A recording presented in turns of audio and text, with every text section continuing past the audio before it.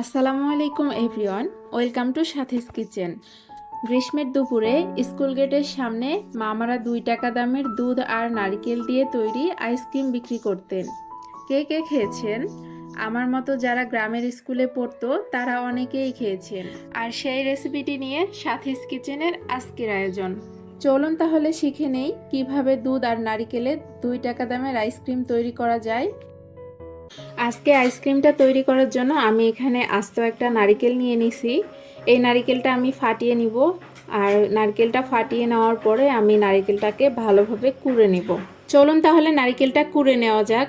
আর নারকেল কোড়াতে হয় কিভাবে আপনারা অবশ্যই জানেন, সেজন্য আমি আর নতুন করে নারকেল কোড়া ভিডিওটা করিনি। আমি এখানে পুরো একটা নারকেল কুড়ে নিয়েছি। দেখুন আমি নারকেলটাকে এভাবে কুড়িয়ে নিয়েছি। নারকেলটা কুড়ে নেওয়ার পরে ঠিক নারকেলের পরিমাণটা এতটুকু হয়েছে। আর আমি এই নারকেলগুলো দিয়ে 12টা আইসক্রিম তৈরি করে নিব। আইসক্রিমটা তৈরি করার জন্য আমি এখন দুধের মিশ্রণটাকে তৈরি করে নিব। আর এই দুধের মিশ্রণটা তৈরি করার জন্য আমি একটা বাটিতে 1 চামচ পরিমাণ কর্নফ্লাওয়ার নিয়ে নিচ্ছি, আর সাথে নিয়ে নিচ্ছি ডানোর 10 টাকা দামের 2 প্যাকেট গুঁড়ো দুধ। গুঁড়ো দুধ আর কর্নফ্লাওয়ারটাকে সামান্য পরিমাণে পানি দিয়ে খুব ভালোভাবে মিশিয়ে নিতে হবে।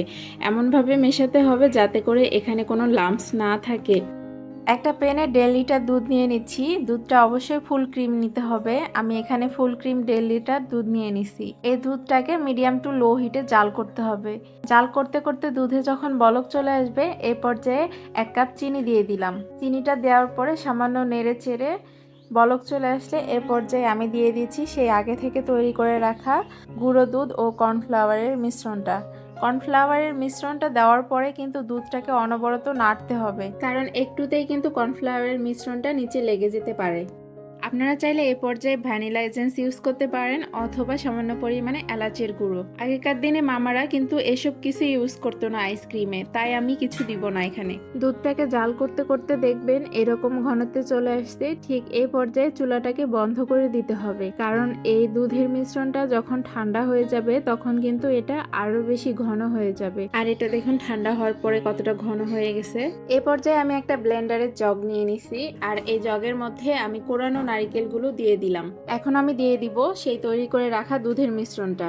আর এখন দিয়ে দিচ্ছি জাল করে রাখা আরো 1 কাপ দুধ। এটা অপশনাল, এটা আপনারা চাইলে দিতে পারেন নাও দিতে পারেন, তবে এটা দিলে টেস্টটা আরো একটু বাড়ে। সবগুলো উপকরণ ব্লেন্ডারে দেওয়ার পরে ব্লেন্ডারের ঢাকনাটা আটকিয়ে আমি ব্লেন্ড করে নিব 2 থেকে 3 মিনিটের জন্য। ব্লেন্ড করে নেওয়া হয়ে গেছে। দেখুন এটার কনসিস্টেন্সি ঠিক এমন হবে। ব্লেন্ড করে নেওয়ার পরে আইসক্রিমের এই ব্যাটারটাকে আমি আইসক্রিমের মোল্ডে ঢেলে নেব। তো আমি এরকম একটা আইসক্রিমের মোল্ড নিয়ে নিছি। আপনাদের বাসায় যেরকম মোল্ড আছে আপনারা সেই মোল্ডটা ইউজ করতে পারবেন। তো আইসক্রিমের ব্যাটারটাকে আমি ঢেলে নিচ্ছি। ঢালার সময় কিন্তু অবশ্যই একটু সাবধানে ঢালবেন যাতে করে নিচে পড়ে না যায়। আইসক্রিমগুলো ঢালার সময় মোল্ডের মুখটা অল্প পরিমাণে ফাঁকা রাখতে হবে, নয়তোবা আইসক্রিমগুলো জমার পরে একদম মোল্ডের উপরে উঠে যাবে। আইসক্রিমগুলোকে দোকানের মতো লুক দেওয়ার জন্য আমি আইসক্রিমের মোল্ডের মুখটা ফুয়েল পেপার দিয়ে ঢেকে নিচ্ছি। ফুয়েল পেপার দেওয়ার পরে ফুয়েল পেপারটা আমি একটা ছুরির সাহায্যে সামান্য পরিমাণে ছিদ্র করে নিচ্ছি। আর এই ছিদ্রগুলোতে আমি আইসক্রিমের কাঠিগুলো বসিয়ে দেব। এতে করে আইসক্রিমগুলো একদম দোকানের কেনা আইসক্রিমের মতোই দেখাবে। এবার আমি আইসক্রিমের এই মোল্ডটাকে 6 ঘন্টার জন্য ডিপ ফ্রিজে রেখে দেব। পরের দিন আমি আইসক্রিমগুলোকে ডিপ ফ্রিজ থেকে বের করে নিয়েছি। আইসক্রিমগুলোকে আমি এখন খুলে দেখিয়ে দিচ্ছি। দেখুন এটা কত সুন্দরভাবে সেট হয়ে গেছে। এ পর্যায়ে আপনারা আইসক্রিমগুলো মোল্ড থেকে বের করার জন্য 2 থেকে 3 মিনিট ফ্রিজ থেকে বের করে রেখে দিতে পারেন, অথবা একটু ঠান্ডা পানির মধ্যে মোল্ডটাকে ডুবিয়ে নিতে পারেন। এতে করে খুব সহজে মোল্ড থেকে আইসক্রিমটা বের হয়ে আসবে। দেখলেন তো দুধ নারকেলের আইসক্রিমটা তৈরি করা কতটা সহজ। এটা তৈরি করে দেখবেন বাসায়, দেখবেন আপনারা ছোটবেলার সেই স্মৃতিতে ফিরে যাবেন, কথা দিচ্ছি। আইসক্রিমটা দেখতে মাশাআল্লাহ যেমন, খেতেও তেমনই টেস্টি। আশা করছি আমার আইসক্রিমের রেসিপিটি আপনাদের কাছে ভালো লেগেছে। আর ভালো লেগে থাকলে একটি লাইক দিবেন, আর চাইলে চ্যানেলটিকে সাবস্ক্রাইব করে নিতে পারেন নিত্য নতুন রেসিপি দেখার জন্য। সবার সুস্থতা কামনা করে এখানেই বিদায় নিচ্ছি। আল্লাহ হাফেজ।